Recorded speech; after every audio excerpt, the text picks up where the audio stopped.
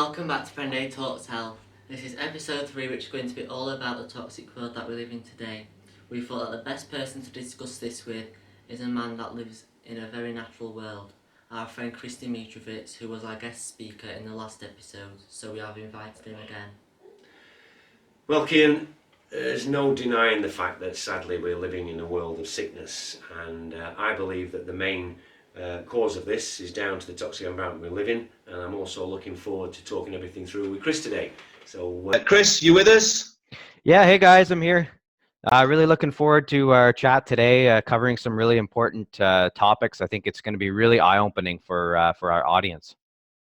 Yeah, I think we've said today, Chris. So let's get on to some hard-hitting subjects. Let's be direct about them. Next episode, we're going to be talking about lifestyles and how we can help people to change their lifestyles to combat their chronic illness. So over to you, Cian.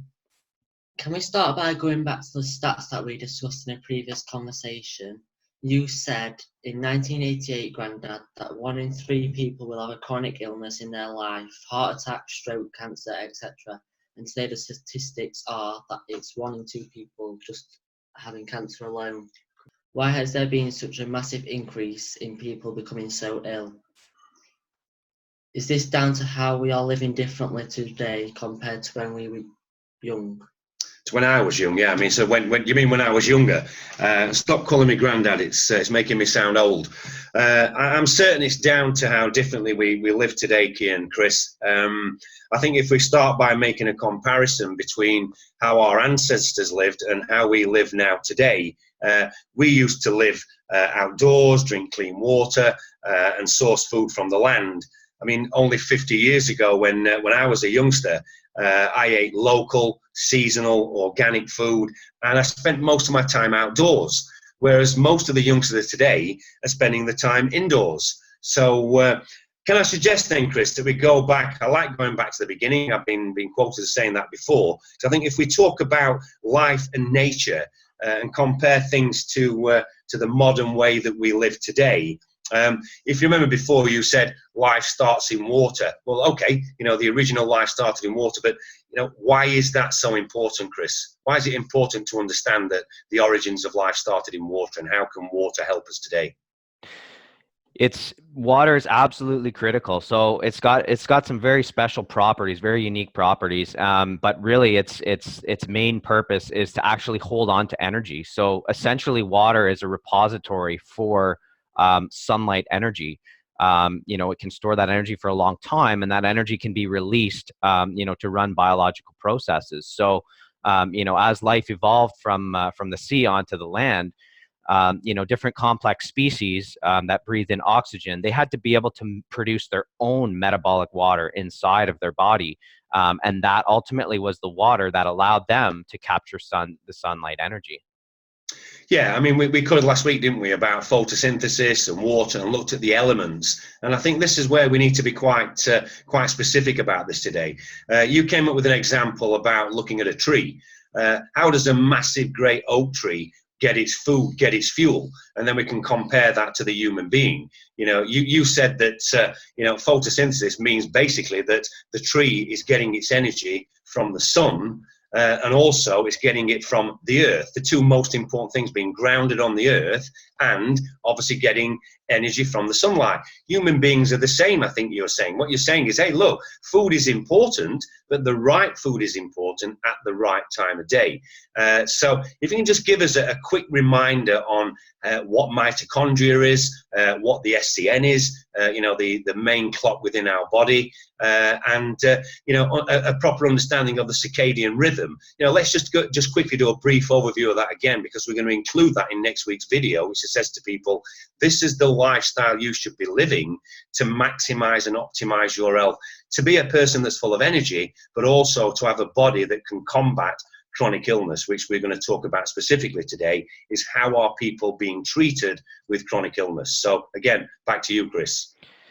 Yeah, so let's start with mitochondria then, and kind of the interesting thing before we even get into mitochondria is let's briefly discuss photosynthesis, right? As you said, the tree is it's grounded to the ground, so it's absorbing the water directly from the earth, right? So it has a natural water supply 24/7, and it's able to basically take the sunlight energy, using water, and basically make sugar, which is food for everybody, right? So now, if we flip it to humans and animals, basically what we do is inside our mitochondria is we actually break down the food. So we go out there and we eat the food that the tree makes, and we breathe in the oxygen that the tree also releases in that process, and we actually reverse the process. So while a tree is making food and oxygen, we are consuming that food and oxygen, and we're actually making our own water inside our cell while we expel the carbon dioxide. So that's really what the purpose of the mitochondria is. And food and oxygen, basically, they're just fuels to allow us to make our own water, because you and I both know that we're not connected like a tree is 24/7 to the ground. So sometimes when we disconnect, we need that backup energy source. And so our mitochondria basically create the water inside the cell that acts like a battery so that we can go off and disconnect. It's kind of like having a laptop versus a workstation. Once you have the workstation set up, it doesn't move, it's always plugged in. But the laptop, you can unplug it and you've got a battery, right? But the only thing is you need to recharge it, at the end of the day when the battery's running low. I get that, and I think more importantly, the next question we want to move into is that once we've actually just allowed you to just quickly again talk about the SCN and the circadian rhythm, is clearly, if people are not living a naturally healthy life, they're living quite the opposite. We said that obviously today is all about talking about the toxic world that we live in.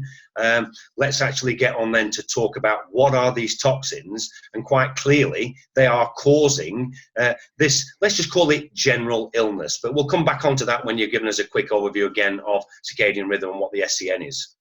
Yeah, so the SCN is it's the master clock in the body. It stands for the suprachiasmatic nucleus, and basically there's a direct pathway to this timekeeping mechanism, and it's light really through the eye. So we have these photoreceptors at the back of the eye and the retina, called melanopsin, and they respond to a very specific frequency, and that's actually in the blue light range, which is the most predominant light frequency at sunrise. So from an evolutionary perspective, it makes sense that God or whoever you believe in created us this way, so that that sun signal, the signal at sunrise, could enter the eye and directly hit this SCN. Now, the SCN, what it does is it acts like a master clock or an orchestra in the body. And basically what it does is it sends information, energy and information, to every organ system in the body. So it basically acts as a conductor to control all the systems in a 24-hour period, which is completely synchronized to the day and night cycle. Yeah. I fully understand that. Obviously, we've talked in great detail about how people can start living a life that allows to maximize, to get the best out of their circadian rhythm, to make sure that the SCN is slowing them down. Because I think one of the subjects we discussed last week was, if you've got night workers working in artificial light, we look at the human body and say, how old are you, Glyn? Well, I'm 57, nearly 58. But how old is your pancreas? How old is your liver? So do you want to quickly touch on that, how different organs can age faster than the age that from the day you were born to what your birthday says you are today? Right. So, like I said, the way that we're built is to constantly receive the signal from our environment through the eye.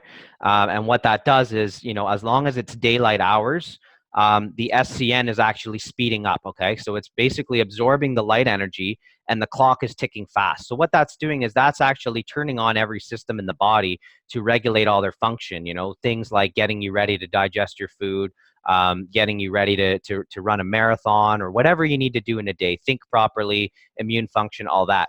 So what happens is, as the day progresses, the sun, it's going to hit its peak in the sky around solar noon.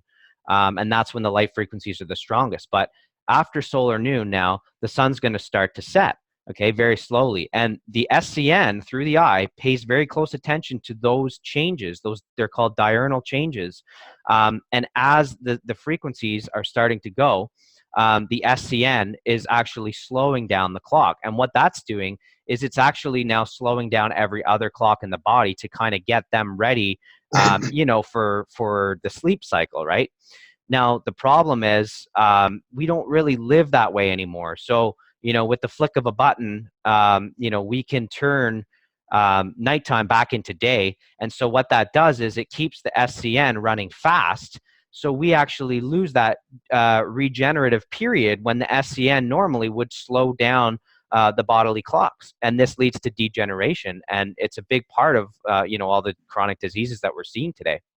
Yeah, I mean, let's now put this into layman's terms and make comparisons of, let's say that you are living the right life and we're living the wrong life. Let's look at the two of those, and it should comfortably show why people are becoming ill because they're not living the way that nature intended. So I'll do a quick overview of how a person would normally live today, and we can see how that compares with what you're practicing, and then you can maybe discuss and explain how that then becomes how a person is clearly going to become ill, which develops into chronic illness. So let's look at a typical lifestyle then. A person gets up in the morning and they don't go outdoors. They stay indoors, they have their breakfast, which we'll talk about what they should be eating for breakfast. They then jump into the car, they go into the office, they're sitting down most of the day, a lot of people. Obviously, there's people that work outdoors, but we're just using a typical example. And then they'll probably eat food that's maybe high in carbohydrates. They'll come home in the evening, they'll put artificial light on, they'll put LED light on. So, the body is just saying, I really don't understand this. You can in a minute tell people what would normally happen living in nature, and people are not living outdoors. They're then heavy involved in technology. They're watching television, they're on a laptop, on a PlayStation, they're on their mobile phone. So all the food that then they eat as well is likely to be mostly in the main processed food. They're drinking water, which is unfiltered water. So, I can quite clearly see that if someone is living a life where everything that they do is based indoors in an artificial environment, eating processed food, not getting the right amount of exercise, the body is actually enduring a massive amount. So let's just now quickly compare that back to, and this is what we're going to talk about in the next episode, about how to teach people how to live a healthy lifestyle. Just give us quickly a quick synopsis then of what you should be doing. Yeah, for sure. So as soon as the sun rises, you need to go outside and get that signal. It's the way we're designed, and typically there's not a very long period where you can take advantage of those very specific balanced frequencies in the morning light that is actually designed to turn the SCN on. Okay, so the first thing you need to do is you need to realign your clock so that you're waking up to the sunrise or as close to the sunrise as possible. And then that's the first thing you need to do, because if your SCN controls the circadian rhythm, and that pretty much controls every function or system in your body. I mean, if you go and grab a snack on your way to work, I mean, you haven't even turned on your brain, and your brain is really what has to turn on your gut to get you ready for digestion. So, it's no wonder people are going to, go and grab something to eat for breakfast. They haven't even really turned the system on, and then they get gas and bloating and all these issues because they didn't properly turn on, the system and start the clock for the day. So, I mean, honestly, that's step one, and there's not really a whole lot more to it after that point. I mean, you need to try to live outdoors as much as you possibly can, because nature provides us all the essentials. You have the fresh air with the oxygen that you need to breathe to break down your foods. You need to eat the foods that are available in your local environment at the time of year that they're available.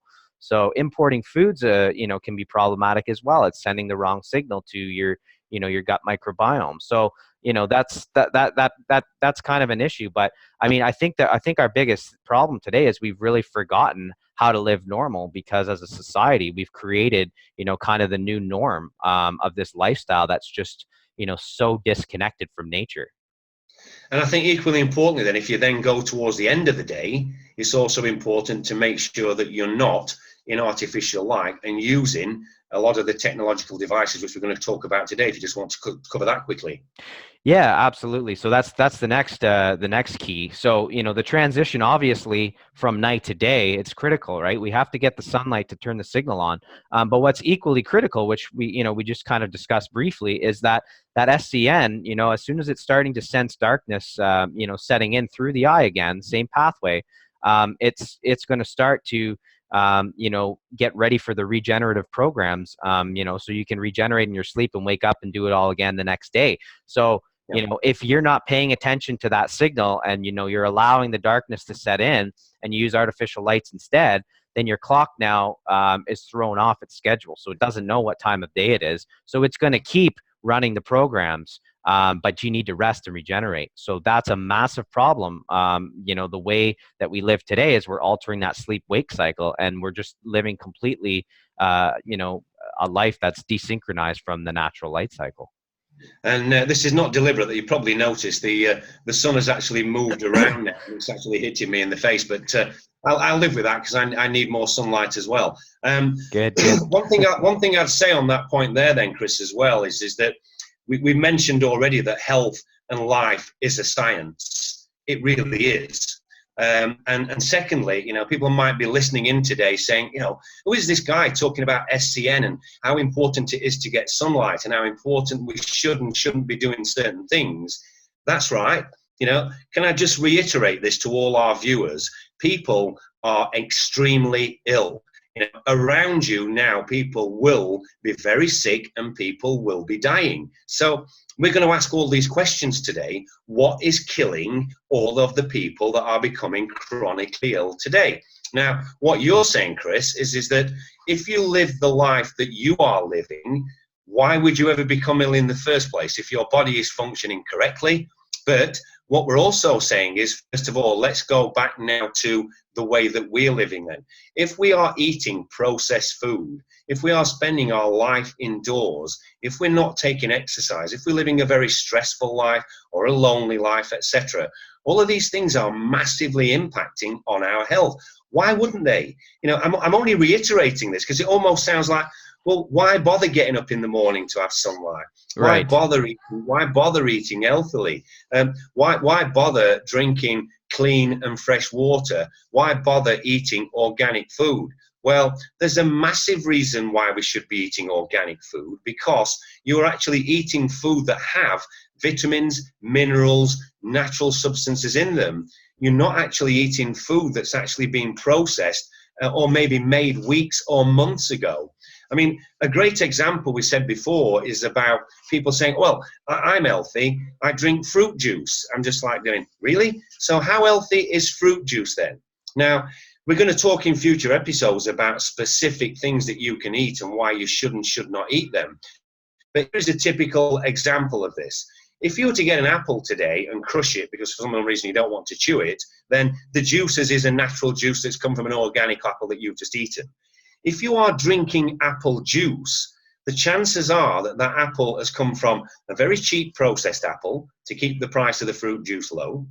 Then obviously it's actually been crushed and pressed, the juices extracted away from the main body of the apple. That's then been stored, chemicals added to it to store it, and by the time they come to package it and put it into the stores, they have to add sugar and things to make it taste nice for people to want to buy it. So that in itself should say to people, why would you want to drink processed apple juice? Well, my advice is don't drink it. We know the standard advice today from mainstream health advice, which is get your juices, get your 5 a day, take a bit of exercise, you'll be all right. Well, it hasn't worked, Chris, has it?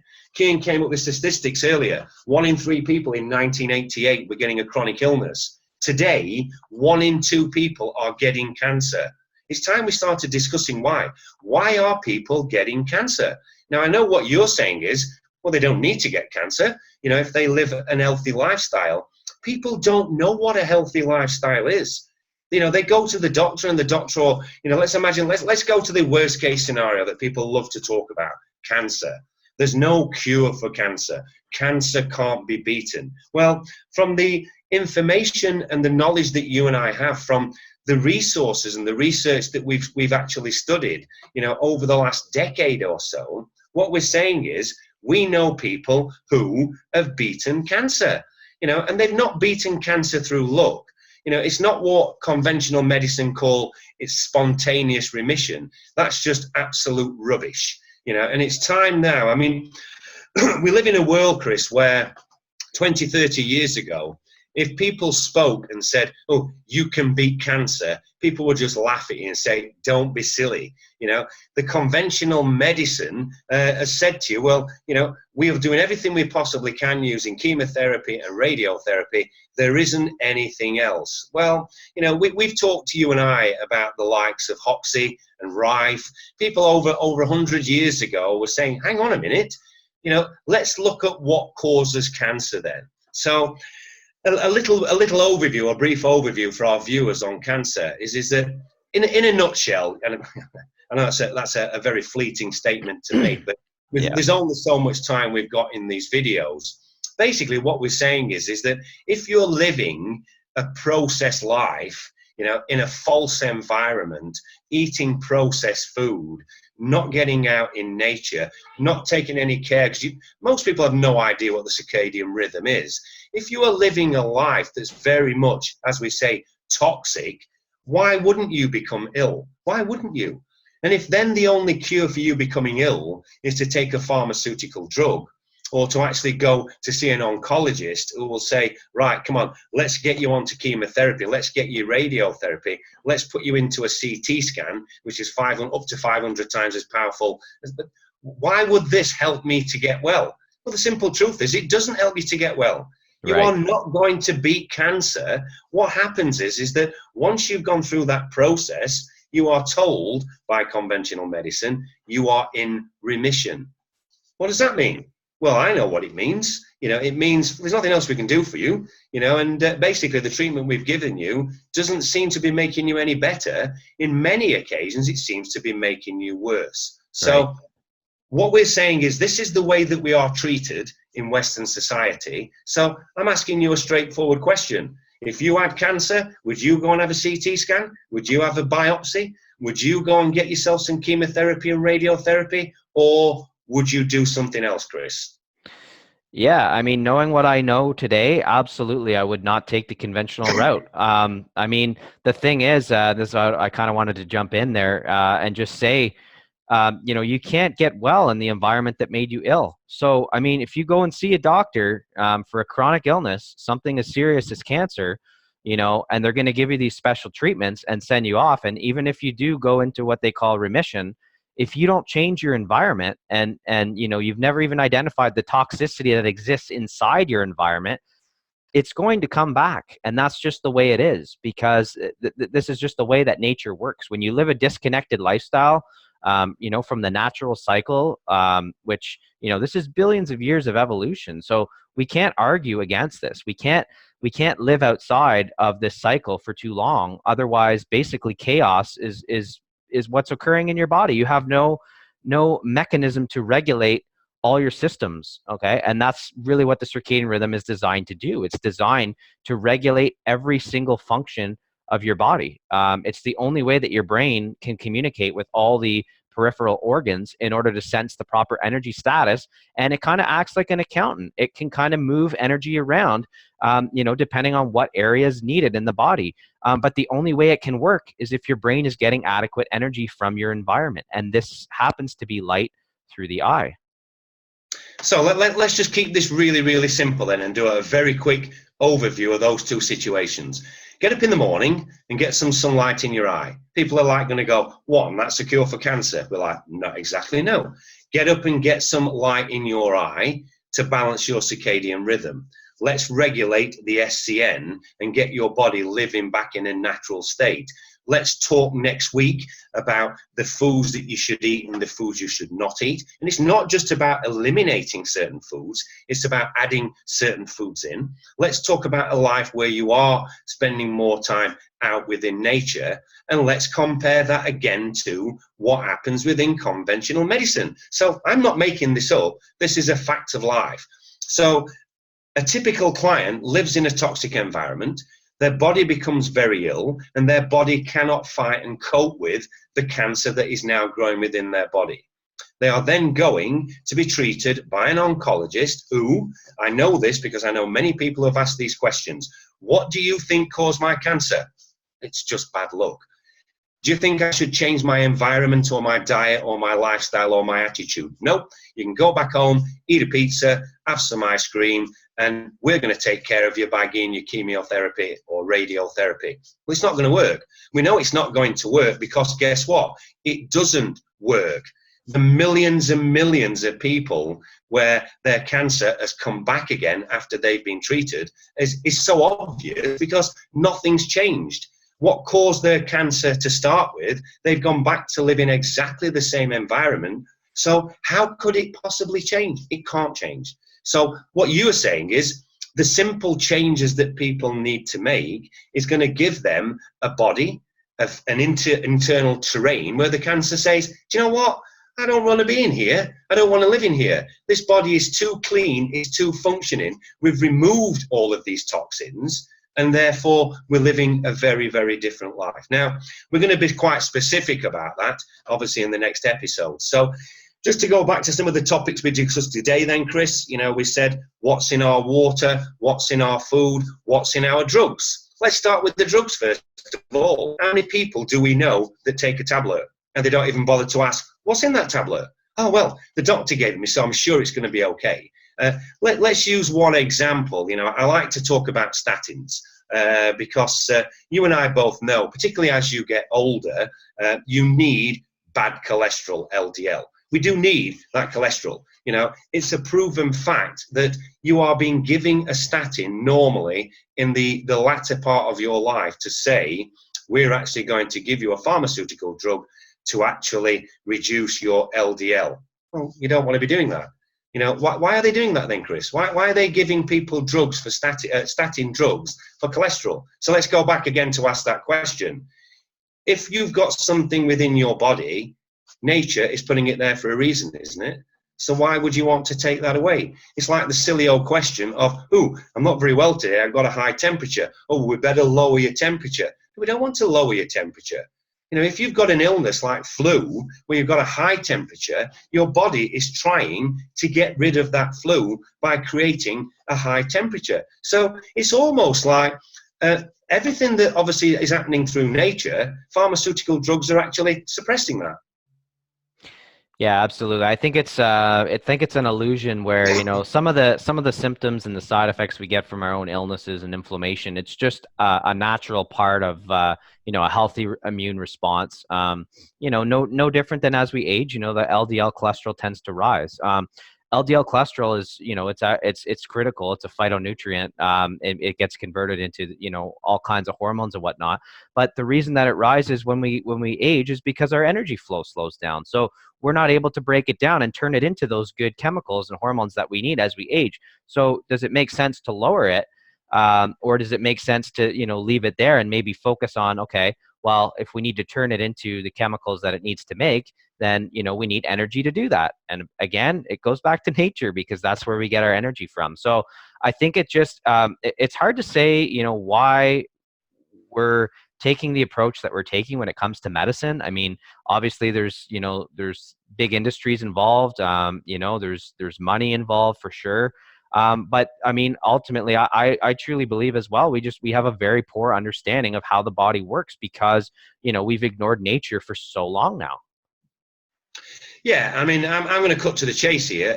We've said already that there is an industry for sick people.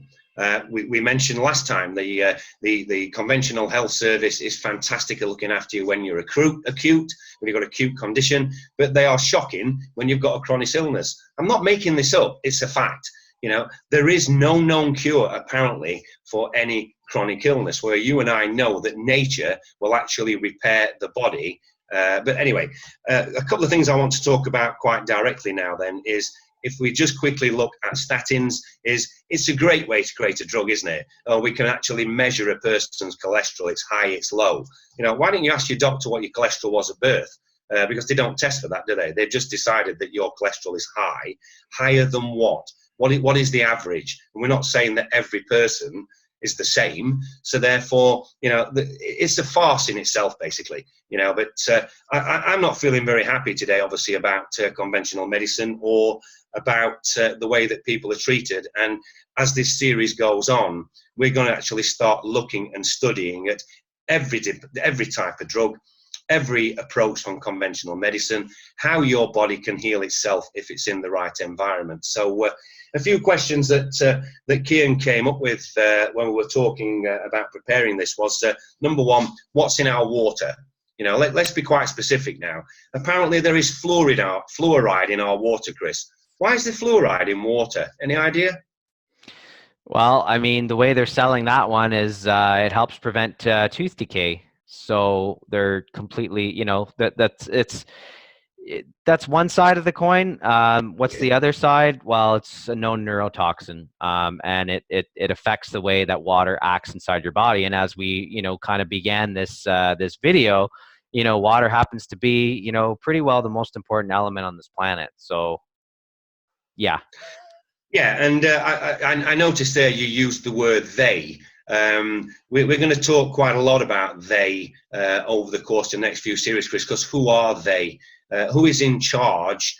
Who is responsible? Who's making the right decisions? I mean, I think one of the things that I said annoyed me about typical doctors, and I'm not on about the changes that a lot of doctors are making today. You know, mainstream doctors, mainstream medicine, are they not including nature then? Is nature a taboo subject in modern medicine? You know, is it not worth a doctor understanding the circadian rhythm? Because a doctor's never talked to me about circadian rhythm or the SCN.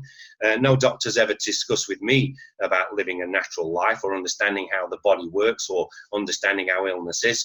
I think that probably 99.9% of our viewers would say, if they get into the 5-minute appointment with a doctor, if they're lucky to get it in at all in this day and age, that they're just given a drug. You know, and again, I'm not making this up.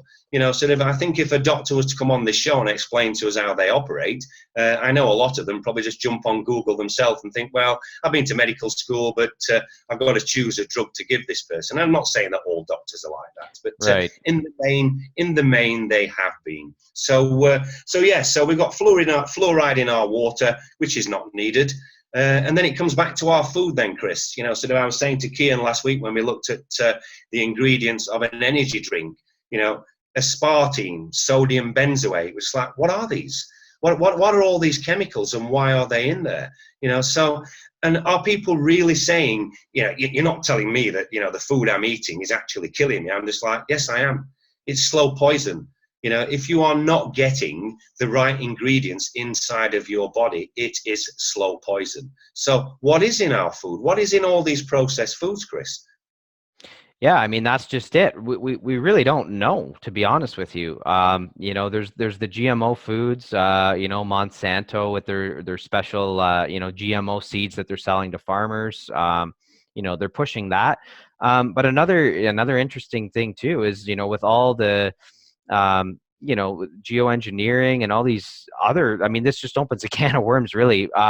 But it's, you know, humans, you know, we potentially have an impact on the environment around us, and you know, if we really mess with nature, you know, then we're gonna mess with some of those natural processes. I mean, I know that you know, with certain climate change, and this is a whole other subject, but you know, farmers are actually having some issues with you know, growing crops and whatnot. So you know, now we've got, you know, GMO foods coming in, and you know, it's just crazy to think, because you know, we live under artificial lighting now, and we're eating artificial foods that are probably produced in a laboratory. I mean, we kind of opened this talk with a recap of photosynthesis, and photosynthesis really is the process by which all food on this planet is actually made by nature. So I mean, if you're eating something that comes in a package, pretty much has no expiry, it can sit in your, you know, in your pantry for years. Where was that made? I mean, was it made from photosynthesis, or was it made in some sort of a lab? Is it, you know, organic ingredients, or you know, what is it? Just chemicals? That's the thing. I can't even really answer that question, to be honest with you. I think the short answer, Chris, is that we shouldn't be eating any chemicals of any kind whatsoever. There shouldn't be any chemicals in anything that goes inside of your body. Right. And yet, the majority of people's staple diet, particularly in the Western world, is they hardly eat anything fresh and hardly eat anything organic. And I know that from the questions I've asked people around me. There was a report, I think, that's just come out from one of our English chefs, Jamie Oliver, who said that McDonald's food is unfit for human consumption. I'll have to have a quick look at that report. I think it's just come out this week. Do I think people will stop eating processed food or junk food or fast takeaway foods, even if they were told it was unfit for consumption? No, they wouldn't. No. Because this is the problem. So the people have said, well, hang on a minute, I feel okay today. I only have a couple of takeaways, 3 takeaways a week. And I'm just like, yeah, but the continual process and the continual build-up over your life, you can't get away with it. And that's why at 40, 50, 60, 70, you are getting these chronic illnesses, because your body can't keep continuing to process the rubbish that's going inside of you. So we'll talk next time, obviously, about balance, but obviously a proper balance, a balance of, sort of a healthy balance, not a balance of, well, it's okay to have 10 takeaways rather than 20. No, it isn't. But we'll come on to that. So a couple of other subjects we covered last week, Chris, which I want to revisit again. I'll pass this back across to you. EMF and 5G, do you want to quickly cover on why? Because all of these things are coming together, and what we're trying to say to people is, let's look at all of these individual things then. Let's look at what you're drinking, what you're eating, the stress you're under at home, maybe in your relationship, the stress you may be under at work, the lack of exercise that you're taking, etc., etc., etc. Group all these things together, including the poor way and the poor lifestyle that people are living. It doesn't take a great deal to work out if someone is doing the opposite to what you're doing. That's why they are ill and you're not. So yeah, let's throw another little bit of toxin into the works then. 5G technology, the way that people are living indoors, the way that kids of today are constantly on their mobile phone or on games, etc. What effect is this having on them, and why? Well, this one's this is a biggie for me because because obviously, as you know, I'm a big believer in how important the circadian rhythm is. So and our circadian rhythm is all about getting the proper signals, from sunlight in our environment. So when you add these man-made frequencies that, we've only really been exposed to for, decades, some of them, 100 years, but still that's nothing compared to the 4.6 billion years of, the sun's life. I mean, it's going to alter cellular signaling. We absorb these frequencies. We are made of water. And as I told you earlier, water is the ultimate repository for electromagnetic energy.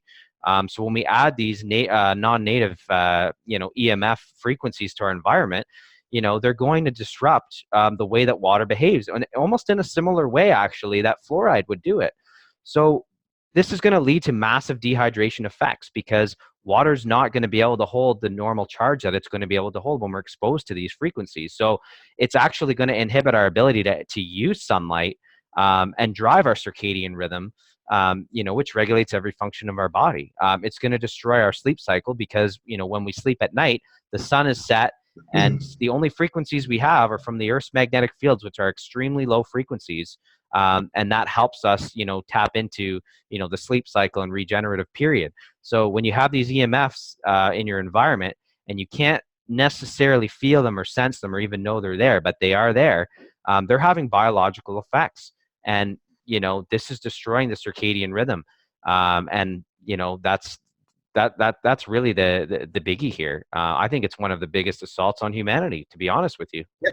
Okay, well, to cut to the chase then, Chris. So in episode 4 next week, we're going to talk about exactly what a healthy lifestyle is, because life is a habit, isn't it? So what we're going to do is we're going to say to people, if you get up at this time and you do this outdoors and you eat that food and you drink this and you take all of these pieces of advice in general, and there's no particular reason why you should be ill. Or if you have an illness, this is actually going to support your body to allow you to get well.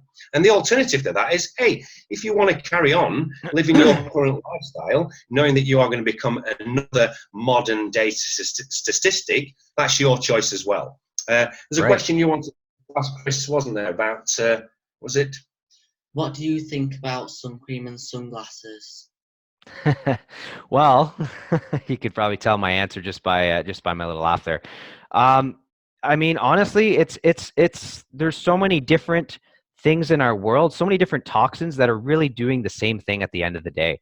Sun cream, sunglasses, they're blocking the signal again, right? So just like these EMF frequencies that we're exposed to, I mean, if you cover your skin and you block the sun from your skin, which is a massive solar panel, it's got photoreceptors as well, and you cover your eyes, I mean, how is your SCN supposed to get that signal to run, the circadian rhythm, right?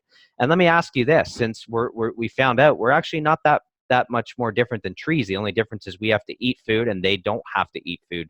But let me ask you this, Kian, what do you think would happen if you threw a tarp over a tree? Do you think that tree would really do well? No. Absolutely, right? So why do we think that we are any different than that tree that's absorbing sunlight energy? The real answer is we're not, because we have photoreceptors that take in the light, and that light drives the signaling that we need to be healthy. So to me, wearing sunglasses and sunscreen, it's like basically throwing a tarp over a tree. Totally understand that, Chris. Another quick question to move on to, because Kian actually asked me this the other day. I thought it was an incredibly good question. We talked about how the body regenerates, rejuvenates, and parts of your body, from your skin to your internal organs, will renew over a period. And Kian said to me, he said, well, if the body is renewing in all those areas, why doesn't, when it renew, that cancer is removed from it? And you and I, again, we both know is that, well, the environment hasn't changed, even though that part of your body is renewed. And secondly, we know that there are rogue and phantom cells. But we're going to talk about cancer again in some great detail in a future episode. We mentioned it today because obviously it is the one of two of the most the common chronic illnesses today. But so. Yeah, just to wrap up on today then, Chris, a couple of things. Obviously, going back to episode 4 then, Kian. Episode 4, our next viewer is going to be about... how to live a healthy lifestyle. So, yeah, so what we're going to do, Chris, is we're going to say to our viewers, if you want to ask us any questions on what we think causes cancer, or how we think cancer is fed once you've actually got cancer, if you can beat cancer, we're going to talk about cancer in some great detail. But obviously, what we want to do more importantly is to say to people, what truly is an healthy lifestyle? Because it's incredibly difficult for viewers who are searching to say, I want to know what is the best thing to do. The World Wide Web has been fantastic now. There's so much information out there. But it's incredibly difficult for people starting out on the journey. One doctor says this, one naturopath says that, one expert says the other. There still appears to be conflicting information. I personally don't think there is, because I've studied pretty much most of it that's out there, and I can read between the lines. I can see the differences, but it must be hard for a lot of our viewers. So, we're going to simplify all this down. So let's start in the next episode, as it says, by what is truly healthy lifestyle. Let's make it simple for people. Let's just say, hey, look, so while you're doing your studying, while you're asking us various questions in future videos, let's give you the simple basis of things that you have a healthy lifestyle, make it easy for them. Now, the other thing that we said we're going to be looking at now is in episode 5. It's going to be incredibly exciting for us, because we are going to inform all our viewers about a planned global experiment called the Quantum Project. And at the end of that video, we'll be inviting all our viewers to participate in this groundbreaking experiment, Chris. What we're going to do is we're going to put together all of the advice that we brought together, all the resources we brought together, and we're going to say to people, come with us then and be part of this experiment. And we're not bothered whether it's young, old people, what race you are, whereabouts you live in the world, whether you're a healthy person or a sick person. We're going to invite people to join this experiment to actually live the lifestyle that we are pretty much sure will either give them more energy or help them beat their own illnesses. So, your thoughts on this, Kian? Nothing like this has ever been done before, and applicants will be chosen on first come, first served basis. So don't forget to like and subscribe to give you the best chance of working with us. Yeah, I think what we're saying there then, Chris, is that we've got a lot of viewers now. Please like the video, please subscribe, because what we're going to do is we're going to select from the people who are currently viewing with us the first set of people we want to work and try out this experiment with us. So yeah, we deliberately wanted to keep it a little bit briefer today, Chris, and as you know, we've tried to cover again quite a few diverse topics, but all videos from here now then, Chris. Let's make it absolute specific. I think it'd be useful to give our viewers an agenda of the topics we're going to discuss so they can see which ones may be of interest or relevant to them. But next week's is going to be on what is an healthy lifestyle and why, and how can we prove that to them. So I'm looking forward to episode 4, but very much looking forward to episode 5, when we can roll out the Quantum Project and say to people, this is what we're going to be looking to do a project on. It is going to be a global experiment. It's going to be an ongoing experiment that we can now start putting together statistics to say, how did that make a difference in your life? What changes happened to you? So it's going to be really exciting. So yeah, thanks again for today, Chris. Great for you to join us. Yeah, anytime. Exciting stuff. It's my pleasure to be on the show again. Fantastic. So if you're interested in joining us again next week, or in 2 weeks, we do obviously these every 2 weeks. We'd love to obviously have your input on what is considered to be a true healthy lifestyle. And then, as I say, following that, let's start putting together the basis of this experiment.